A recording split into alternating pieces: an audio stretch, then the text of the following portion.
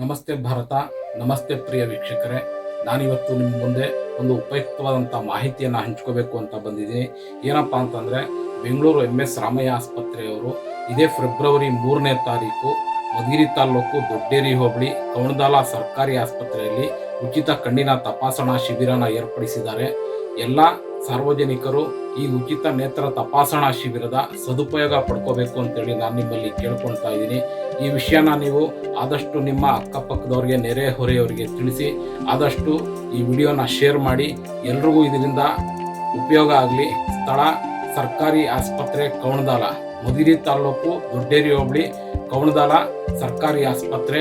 ಬೆಳಿಗ್ಗೆ 10 ಗಂಟೆಯಿಂದ ಮಧ್ಯಾಹ್ನ 1 ಗಂಟೆವರೆಗೆ ಈ ಉಚಿತ ನೇತ್ರ ತಪಾಸಣಾ ಶಿಬಿರ ಇರುತ್ತೆ. ಸಾರ್ವಜನಿಕರು ಎಲ್ಲರೂ ಸಹ ಈ ಉಚಿತ ನೇತ್ರ ತಪಾಸಣಾ ಶಿಬಿರದ ಸದುಪಯೋಗ ಪಡ್ಕೋಬೇಕು ಅಂತೇಳಿ ನಾನು ಮತ್ತೊಮ್ಮೆ ನಿಮ್ಮಲ್ಲಿ ಕೇಳ್ಕೊಳ್ತಾ ಇದ್ದೀನಿ.